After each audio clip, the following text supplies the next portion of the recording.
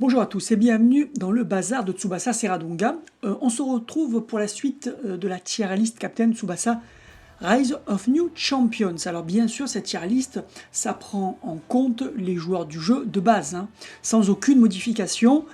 Donc sans le mode que je vais bientôt partager avec vous. Donc je ferai une vidéo de présentation de ce mode qui est un mode que sur PC. Je vous expliquerai tout à ce moment-là, et justement dans le mode je vais corriger des problèmes d'équilibrage du jeu. Par exemple, vous avez pu voir dans la précédente vidéo sur les gardiens, la tier list des gardiens, que tout n'est pas forcément logique par rapport au manga dans le classement de puissance des gardiens, et encore c'est pas le plus choquant, à part Espadas, on dira qu'il est vraiment trop faible, qui devrait être au niveau d'Hernandez, donc ça sera corrigé dans le mode, mais là donc c'est une tier list du jeu de base. Et avant de commencer, je remercie à nouveau mon partenaire Rider Takeshi pour m'avoir aidé à faire cette tier list. Donc je vous mets à nouveau dans la description le lien vers sa chaîne YouTube pour aller voir ses vidéos sur le jeu. Alors on commence avec le tier triple S, il n'y a qu'un seul joueur dans cette catégorie, c'est Alberto. Donc il y a des bonnes stats déjà. Défense 90, puissance 90, donc il est assez complet. Et vitesse 84, il est assez rapide. C'est très important ça, la rapidité, parce que si vous êtes très fort en tacle, mais qu'on peut vous contourner facilement à cause de votre lenteur, forcément c'est gênant. Alberto, c'est pas le cas. Il est assez rapide, il a une technique de tacle qui va assez loin. Donc ça veut dire que c'est très dur de le contourner, parce que s'il déclenche son tacle, même de loin, c'est compliqué de l'esquiver. Il n'a pas besoin de se rapprocher trop près. Donc des fois même, vous êtes concentré sur un autre joueur dans un duel, et Alberto va vous tacler de très loin. Et j'ai l'impression que le tacle d'Alberto est impassable. Alors c'est bizarre, parce que c'est un tacle A, même pas un S. Mais je pense que les animations, le type d'animation joue beaucoup. Donc je pense que dans la tête de Tansoft, Alberto n'était pas censé être le meilleur défenseur du jeu, mais il se trouve qu'il l'est devenu par la force des choses, parce qu'il ne maîtrise pas tout du gameplay. Alors ensuite, en contre, il a que C. Donc il va très rarement stopper les ballons, mais c'est ce qu'on recherche en PvP, ralentir les ballons plutôt que les stopper, donc il est parfait. Alors on passe à la catégorie double S, où il y a plusieurs joueurs. Déjà, il y a Jean, qui est vraiment pas loin d'Alberto en termes de niveau. C'est juste que son tacle à 1 contre 1 est passable. C'est très difficile, il faut un très gros joueur, mais c'est quand même passable. Mais à part ça, très dur, parce qu'il est très rapide, Jean. C'est ça aussi sa force. Il est plus rapide qu'Alberto, même je pense, au final, sur le terrain, avec ses différentes compétences. Donc le contourner, c'est très compliqué, et son contre est quand même assez redoutable. Après, il n'a pas une énorme portée, contrairement à Alberto, donc ça joue un petit peu sur le fait qu'il soit en dessous de Alberto. Bounak, alors lui, son tacle fait partie des tacles quasi impassables. Je ne sais même pas si c'est possible de passer son R2 au final, mais il est lent. Donc ça veut dire que vous allez pouvoir quand même le contourner. Après, l'animation fait que il faut bien le contourner, sinon il vous prend quand même. Donc il est très compliqué, Bounak, et il est très fort en contre. Donc il va ralentir énormément les tirs. Donc déjà, s'il vous compte que le tir est ralenti, il n'y aura jamais but. Ça, c'est sûr et certain. Il va en stopper, mais toujours le problème, s'il est stop, l'adversaire peut le récupérer pendant que Bounak est inactif. Ça, c'est un petit souci. Et en plus, ce Bounak-là met des tonnes de malus. Donc non seulement il vous prend le ballon, mais en plus il vous fout du malus, donc c'est très fort. Ensuite, vous avez Oeran, qui sur le papier n'est pas impressionnant quand on voit ses stats, quand on voit ses techniques spéciales, ses compétences. Il est vraiment autant défenseur que milieu, mais sur le papier il excelle dans rien, et pourtant il est redoutable.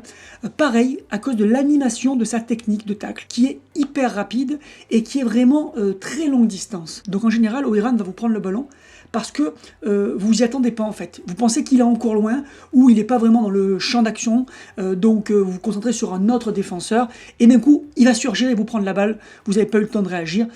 Ça, c'est super intéressant. Et son contre, son blocage, se déclenche extrêmement souvent, et ne stoppe aucun tir en fait. Donc lui, il ne fait que les ralentir, et c'est exactement ce qu'on va chercher en PvP. Ensuite, Soda, qui est étrangement fort, ça c'est un problème d'équilibrage, et dans le manga, il est loin d'avoir ce niveau.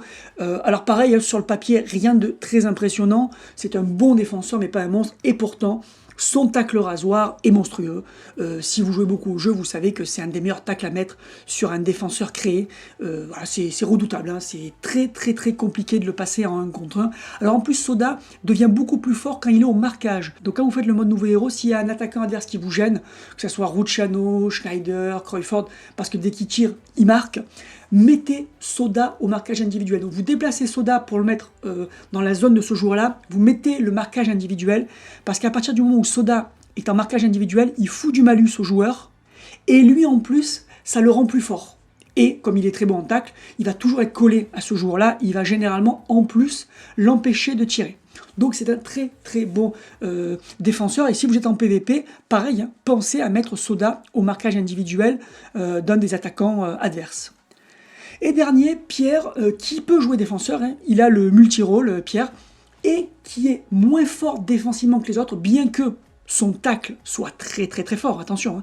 Il récupère beaucoup de ballons avec son tacle, il est pas loin du tacle rasoir, il est assez rapide aussi, et on en parlera aussi dans la tier list des milieux, il a une compétence ultra forte, c'est qu'il peut vous augmenter la V-zone quand il gagne un duel. Ça, c'est extrêmement fort. Donc à chaque fois qu'il va réussir un tacle ou réussir un dribble, il vous fait bien monter la V-zone. Et la V-zone en PvP, c'est le cœur du jeu. C'est ça souvent qui fait la différence dans un match. Le nombre de V-zones que vous allez avoir, et bien sûr, après, il faut savoir les exploiter. Donc Pierre, alors c'est vrai qu'il est peut-être un poil moins fort que les 4 autres en 1 contre 1, bien que ce soit pas de beaucoup, mais il fait monter la V-zone. Et il a un contre aussi. Donc c'est pour ça qu'il mérite totalement sa place dans cette catégorie. On passe au tier S. Celui qui domine cette catégorie, c'est clairement Jito. Jito, ça fait partie des joueurs qu'on ne passe pas en 1 contre 1. Le problème, c'est qu'il est très lent en fait. Et que donc, problème, c'est que vous pouvez tout simplement le contourner. Si votre joueur a déjà fait 2 dribbles, qu'il a la barre d'énergie bien remplie, il suffira qu'il passe à côté de Jito pour pas se faire tacler. En fait, Jito, tout simplement, il ne faut pas aller au contact. Sinon, vous allez vous faire dégager. D'ailleurs, c'est un problème du jeu qu'il soit si fort en 1 contre 1. Et d'ailleurs, dans le mode, il va avoir un gros nerf. Hein. Vous pourrez le voir si vous utilisez le mode quand il sortira. Mais ça reste voilà, un très très bon défenseur 1 contre 1 qui peut être contourné donc surtout par des attaquants rapides, ce qui n'est pas le cas de tous les attaquants.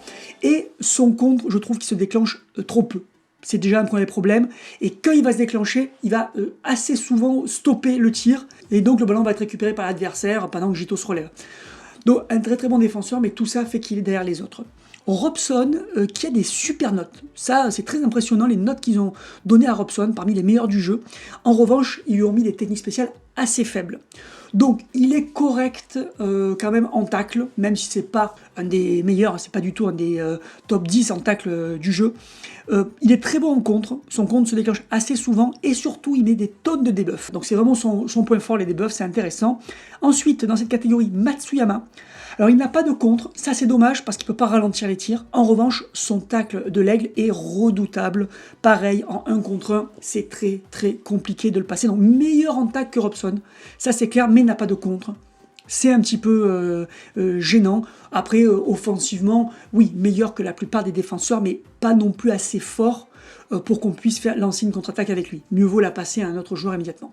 Et puis pour terminer cette catégorie tier S, 2 joueurs qui ne sont pas dans le manga, inventés pour le jeu, 2 Américains, Stone et William. Ce sont 2 joueurs impressionnants. Ils ont des bonnes stats. William est un peu moins fort en puissance, mais meilleur en vitesse.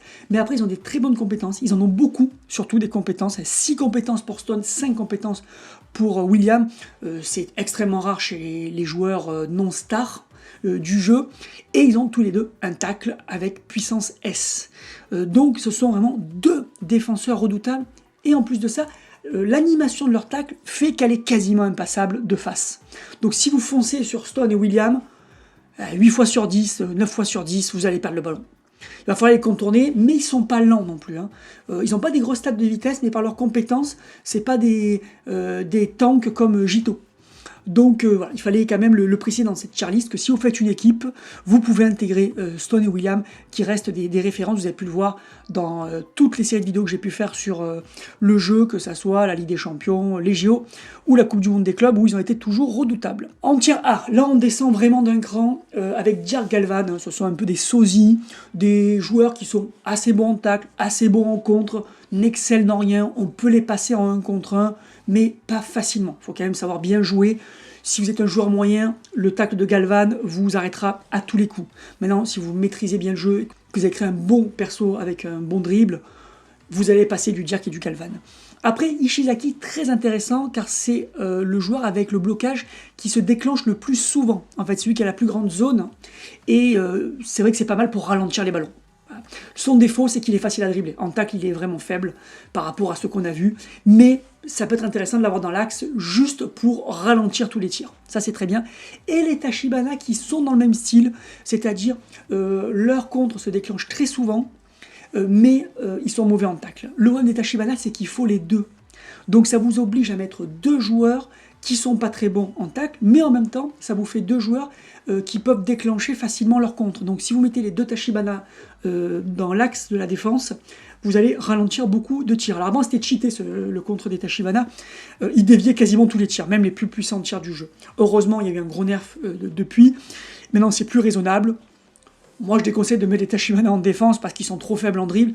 Et en fait, l'adversaire, quand il va voir les Tachibana, il va pas tirer. Il va d'abord les dribbler, puis tirer. On finit avec le tiers B, où on retrouve Urabe, Takasugi et Nisho, donc trois petits joueurs à ne pas sous-estimer. C'est-à-dire que c'est des genres de joueurs, s'il vous reste pas beaucoup de coups d'équipe, et que vous pouvez quand même les intégrer, c'est vraiment un bon coup, parce qu'ils sont vraiment meilleurs que les joueurs qui ont le même coup que Urabe, Takasugi et Nisho en tacle, c'est quand même solide. Takasugi, c'est un mini Jito en termes de tacle. Il peut aussi ralentir quelques tirs avec son contre. Et tous les autres joueurs sont en tier C. Alors après, il y a des petites différences d'un joueur à l'autre. Évidemment qu'un défenseur allemand sera meilleur qu'un défenseur de la Minamua. Ça, c'est sûr et certain, mais ça reste au final à bon niveau face à des bons joueurs. Ils ne récupéreront pas plus de ballons, donc ça ne sert à rien de les distinguer. Voilà, c'est terminé pour cette vidéo. Je compte sur vous pour vous abonner si ce n'est déjà fait et rendez-vous pour la tier list des milieux de terrain.